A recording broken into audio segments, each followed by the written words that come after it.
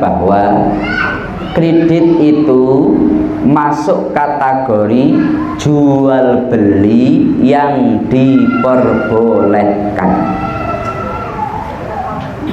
Ya Bun, saya ulangi lagi. Kredit itu masuk jual beli yang diperbolehkan. Itu masuk dalam kategori bai'ut taksid. Apa Bun? Bai'ut taksid. Arti bai'ut taksid itu adalah membeli dengan cara membayar secara berkala. Ya Bun? Orang yang dia jual beli pembayaran secara berkala itu seringkali ada lonjakan harga. Lonjakan harga ini menurut para ulama dimaafkan, tidak masuk kategori riba, dikarenakan orang yang meskipun dia menjual dengan harga yang melonjak, modal tidak segera kembali. Saya ulangi, bunda-bunda sekalian ini lebih seneng sekarang atau nanti Bun? Umpamanya saya kan, Bun, kalau bunda-bunda sekalian sekarang umpamanya ada pengemis Anda bilang, kalau kamu saya kasih sekarang 1.000, kalau saya kasih kalau besok seminggu lagi saya kasih 5.000, kamu pilih mana? Sekarang atau nanti Bu? Bunda-bunda sekalian, kalau sekarang saya kasih 100 Bu, kalau 1 minggu lagi saya kasih 500, pilih mana? Hah? Orang itu lebih cenderung cash, lebih senang cash. Meskipun keuntungan sedikit, tetapi dia sudah pegang modal, uang sudah dipegang. Dengan uang dipegang, modal dipegang, dia bisa muter lagi. Ini teori muamalah dalam Islam. Tapi ketika dia katakanlah, kalau cash 15, kalau dia kredit 20, memang ada tambahan 5 juta, tapi 20 ini dikembalikan dalam tempo berapa tahun? 3 tahun katakanlah, 5 tahun bisa jadi. Memang ada lonjakan harga, tetapi ada waktu panjang untuk modal kembali. Maka hal inilah yang menyebabkan para ulama mengatakan bai'ut taksid itu termasuk akad yang diperbolehkan. Jelas ya Bun? Maka umpamanya ada yang punya kredit, lanjutkan.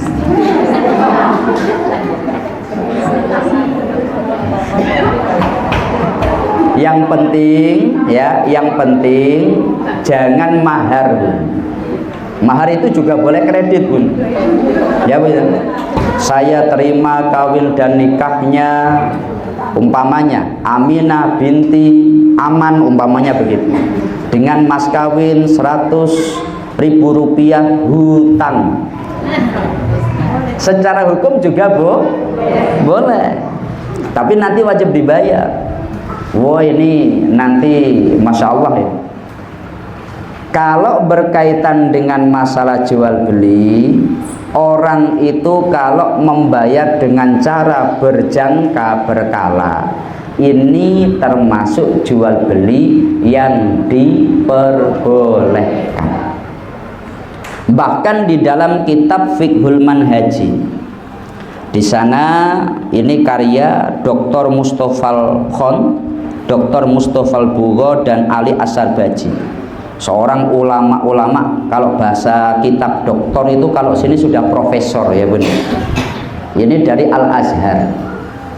Beliau mengatakan begini, wayam bagi ayang tafia minal adhani anna fi hadal akdi riban.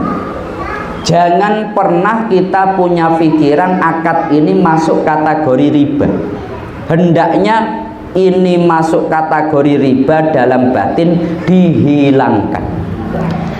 li annal fariqa baina sya'raini huwa fi muqabilil ajal li anna naqulu innar riba huwa azyadah allati ya'khudhuha ahadul muta'amilaini minal akhar min jinsi ma'aqtahu muqabilul ajal.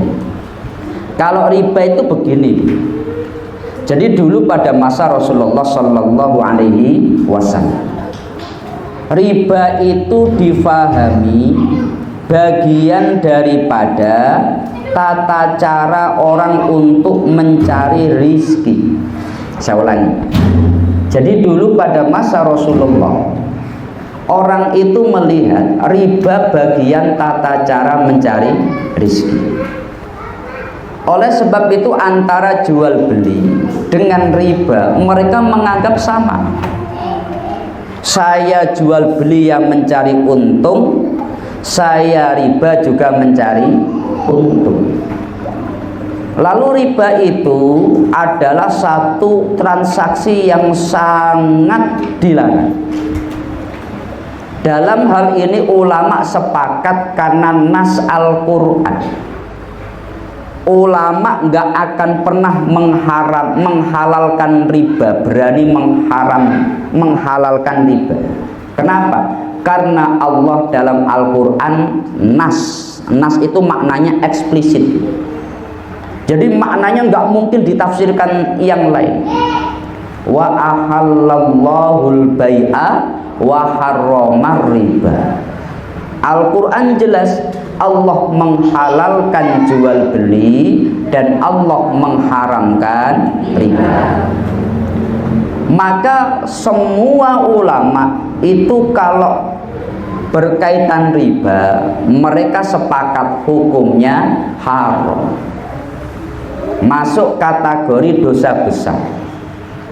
Bahkan dosa daripada riba yang paling kecil itu seperti seorang anak menzinai ibunya sendiri. Itu kalau di dalam hadis yang kami baca di tafsir Ibnu Katsir, sama seperti seseorang menzinai ibunya sendiri. Tetapi kemudian riba ini ketika semua ulama sepakat, dalam prakteknya itu bagaimana? Ketika dalam tataran praktek baru ulama berbeda. Ini kami akan sedikit mungkin pelan-pelan.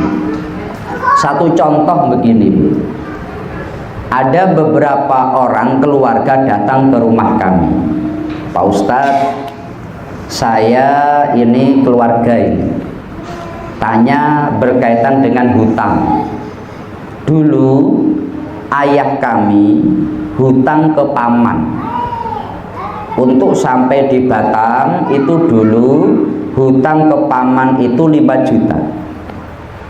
Tapi dulu ketika sudah lama sekali, sekarang bapak sudah wafat, kemudian kami ingin membayar hutang